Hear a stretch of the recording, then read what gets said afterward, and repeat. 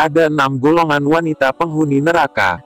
Rasulullah Shallallahu Alaihi Wasallam dalam beberapa hadisnya telah memberikan peringatan kaum Hawa bahwa sebagian besar penghuni neraka adalah wanita. Salah satu hadits yang mendasarinya adalah hadits dari Abdullah bin Umar radhiyallahu anhu dari Rasulullah Shallallahu Alaihi Wasallam bahwasanya beliau bersabda, "Wahai kaum perempuan, bersedekahlah kalian, perbanyaklah memohon ampunan, sesungguhnya aku melihat sebagian besar kalian penghuni neraka."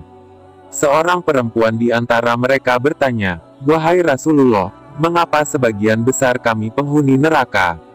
Beliau menjawab, "Sebab kalian banyak melaknat dan kufur terhadap suami. Aku tidak melihat orang yang lemah akal dan agamanya di antara kalian lebih banyak daripada yang memiliki hati nurani." Dia bertanya lagi, "Ya Rasulullah, apa yang dimaksud dengan lemah akal dan agamanya itu?" Beliau menjawab, "Yang dimaksud dengan lemah akal adalah kesaksian 2 orang perempuan sama dengan kesaksian seorang laki-laki. Dan tidur pada malam hari tanpa melaksanakan salat, tidak puasa pada bulan Ramadan, inilah yang dimaksud dengan lemah agamanya." Hadits sahih, diriwayatkan oleh Muslim dalam Kitabul Iman.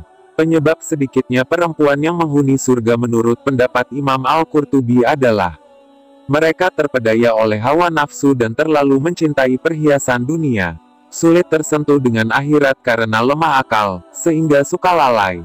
Wanita merupakan faktor pertama dan utama penyebab laki-laki berpaling dari urusan akhirat, karena pesona dan daya tarik mereka yang mampu membangkitkan nafsu laki-laki. Sebagian besar mereka berpaling dari akhirat, cepat terpedaya dan sulit menanggapi orang yang menyeru mereka kepada akhirat. Menurut pendapat Ibnu Arabi Al-Maliki, yang menyebabkan perempuan menjadi penghuni neraka yang paling besar adalah akal mereka yang lemah, hawa nafsu yang besar, banyak bergunjing dan mengumpat, lemah dalam menjaga batasan-batasan syariat. Beberapa penyebab banyak perempuan yang menghuni neraka adalah sebagai berikut. 1. Kufur terhadap suami dan kebaikan-kebaikannya. Istri yang kufur terhadap suami masuk ke golongan calon penghuni neraka yang dijelaskan dalam sabda hadits Rasulullah Shallallahu Alaihi Wasallam, "Dan aku melihat neraka maka tidak pernah aku melihat pemandangan seperti ini sama sekali, aku melihat kebanyakan penghuninya adalah kaum wanita." Para sahabat pun bertanya, "Mengapa demikian, wahai Rasulullah?" Baginda Shallallahu Alaihi Wasallam menjawab, "Karena kekufuran mereka." Kemudian ditanya lagi, "Apakah mereka kufur kepada Allah?" Baginda menjawab, "Mereka kufur terhadap suami-suami mereka, kufur terhadap kebaikan-kebaikannya. Kalaulah engkau berbuat baik kepada salah seorang di antara mereka selama waktu yang panjang kemudian dia melihat sesuatu pada dirimu yang tidak dia sukai, nescaya dia akan berkata, 'Aku tidak pernah melihat sedikit pun kebaikan pada dirimu.'" Hadis riwayat Imam Al-Bukhari.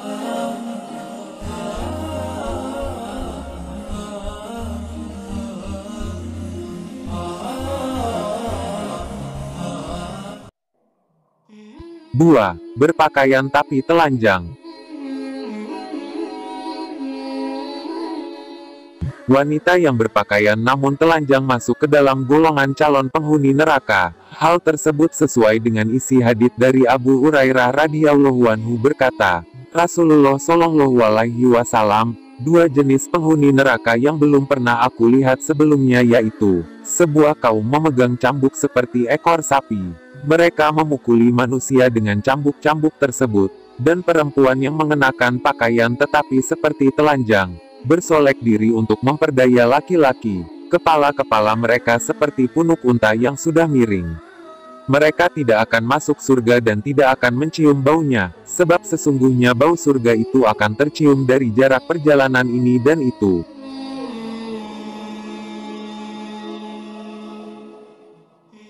3. Istri yang memamerkan diri.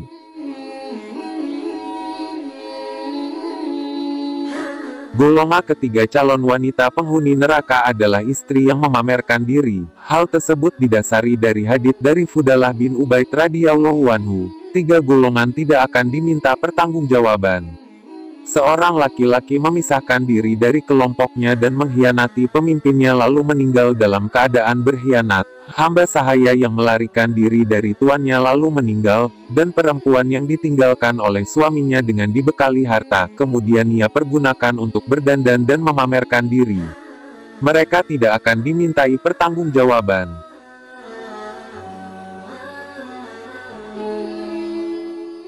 4. Menyambung rambut atau minta disambungkan. Golongan keempat adalah wanita yang menyambung rambut atau minta disambungkan.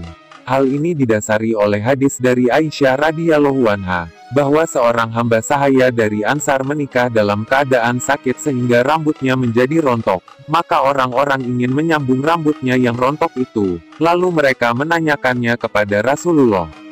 Maka beliau melaknat perempuan yang menyambung rambut atau yang meminta disambungkan. Hadits sahih, diriwayatkan oleh Muslim.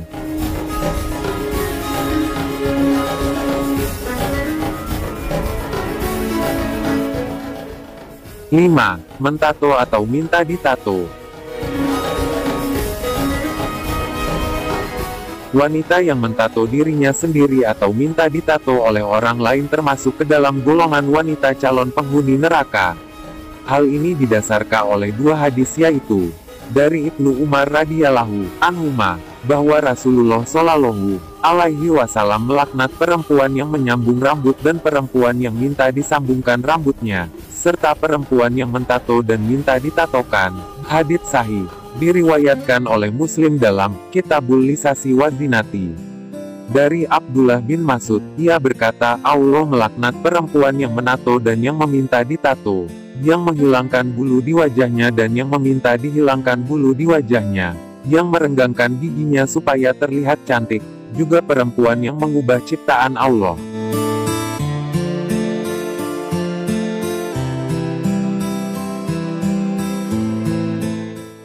6. Tidak menutup aurat. Golongan ke-6 adalah wanita yang tidak menutup auratnya. Padahal Allah Azza wa Jalla melarang perempuan untuk memperlihatkan auratnya.